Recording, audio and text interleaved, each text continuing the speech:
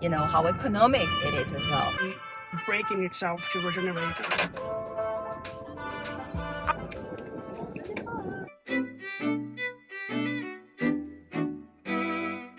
Hello people! Hello people, this is the second time we rented this car. On the first video, you might see it somewhere around here. We talked about the regenerative charging. So basically while you are driving and braking, the car will recharge itself. And we're complaining because we had seen this in other EVs that basically if you let go of the gas pedal, it will start to brake automatically, not like a normal car that you have inertia. After we researched a little bit more and even talked with the actual owner of the car and realized that we have complete control over that on this car. So basically we have these two shift gear handles here behind the steering wheel. One is to increase, another one should decrease. Right now you can see right there that I'm using level 2. The higher the level, the higher the car will be braking itself to regenerate its battery. So if you want to have the use of it as if it was a normal gas car, you can pretty much just decrease it to level 2, 1 or even 0, and then it will have completely and full inertia. And if you want to have the braking so that you can be recharging, which is quite good when you are in a stop and go condition like on traffic, then you can use maybe level 3 or level 4. If you have a look at it right there, I will decrease it to level 1 now, and I can also increase it to level 3. And now that's level 3. If I let go of the gas pedal, the car will brake itself. And if I go back to say level 1, they release the gas pedal, the car goes. Yeah, so that's a pretty nice feature to have because now you have more control of the car and how it feels when you're driving. As Kyle just told you guys, this is the second time we are renting this car with TANGLE River. Actually, it's the best car rental in Toronto. Everywhere we go, people ask us like, where did you get this car? And of course we have to share TANGLE River. Go there, rent there, because it's amazing. It's really good. And because it's electric, you save lots of money, right? We recorded a video that you can see our experience charging it in a fast charger, how quick it is, and how economic it is as well. But now we want to show you a little bit more around the car, because as I said, it's the second time we're renting, so we feel like it's our car. So maybe you want a car like this or you want to rent. So when you do, you will know where to go, in the steering wheel and in the, buttons we have here. So let's check it out, what we have inside the car. Look what happens when the driver sits. The car automatically adjusts. Now let's see what we have on the steering wheel. What do we have here, Kyle? So to start off, we have the handles that we just showed you guys previously that will allow you to change the regenerative charge. Right there you see it's on level 2 right now, and then you can increase or decrease as you want. Over here we have the drive mode. So if I press it, you see that the panel layout will change, and it will also go to a different way of driving. So right now it's on normal. We have sport, which is this fancy mode. So now you have a stiffer steering wheel and the car will respond more to your commands, giving you like a sporty car feel. And then of course you have echo as well, which will help you conserve battery. The handle inside is different as well. Just love this car. So Prila showed you her sides of the door. Now on my side you can see that we have some differences. Like for example, I have two kind of like seats that I can have on the memory of the car.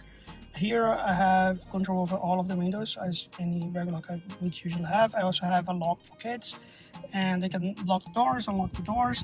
I have control over all of the mirrors here as well. And then here on this side I have the parking brake and some other little stuff that I can use. So when you are parking or you are reversing, you have access to all of the cameras throughout the car. So you can see 3D representation of the car. You can see it from the top side as well. I love it all. And then if you are reversing, you actually see the back of the car as well. So you have that kind of assistance if you need. And as you can see, the car also has sensors to detect if you are close to collision or not. I love the fact that this car has this big screen and you can adjust the menu, you can use the phone mode. It's beautiful, guys. Here on this little panel, we have access to controls over the car and also over the climate control. So as you can see, the analog buttons are pretty much the same for both sections, and everything else will change once we change the what you are wanting to do on the car. Using touchscreen. First time we rented this car, I was like, wow, everything's different, because it was our first experience with an electric car. Now that you are watching this video, give us your like, subscribe if you didn't yet, leave us your comment, because we're giving you tips that we wish we had known before. So do it, because we have to show you the most interesting thing, in my opinion. Every car before in my life that I saw had this parking brake, like manual. You had something to pull or push, but here it's just a button. Look at this. And by the way, between Kyle and I, we have this space here, and it's amazing. It's beautiful. And then you have a little bit of storage, and you have a charger. I was charging my phone here. This is why Kyle is disconnected.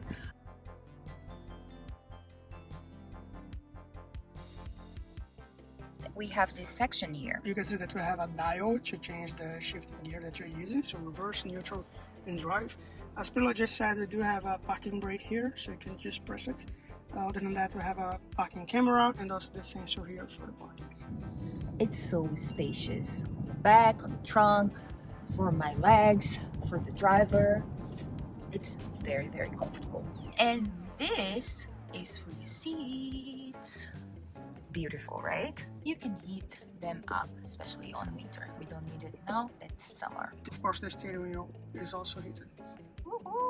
First things first, how do you turn your car on, Kyle?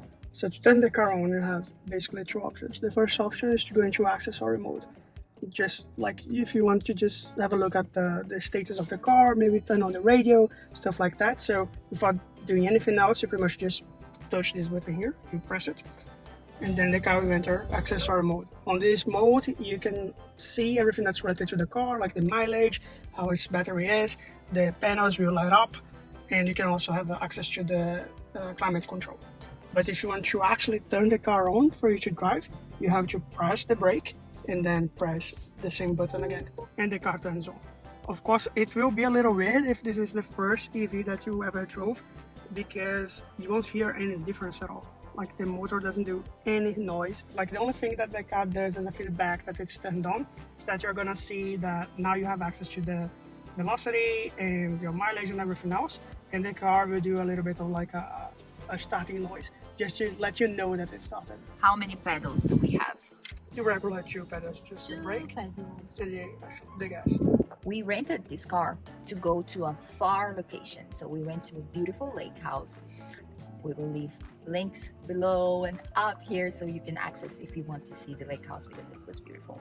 So we spent some time there, and then when we were going, we were like, I am absolutely amazed by the fact that the car goes from 40 kilometers per hour if we are driving a local, street, to like 100 in a second, basically, and you don't feel it, and you don't you don't see it, and you don't hear any noise. It's so quiet. It's so beautiful. It's so easy driving this car, guys.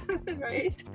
He's the one that drives it mostly, but like here and there, I get it, and it was like, this is just fabulous. This is like amazing. I hope you can hear a little bit of the noise that the car makes, but it's almost nothing. And if you go slow or you stop, the noise is so minimal, but it's like a spaceship.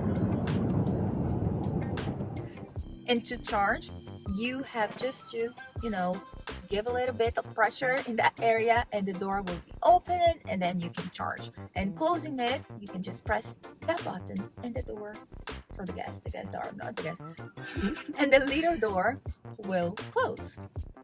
It's safe for you to stay inside of your car while it's charging. Lots of people do not recommend it, but when we were charging, we saw lots of people inside of the car while the car was connected. As you can see, you can also export the panel a little bit, and on this section you can see that the current battery of the car, distance to like the closest place that you can charge it, and how much you can actually drive if you have climate on or off. And if you click it, you can see all the charging stations near to you.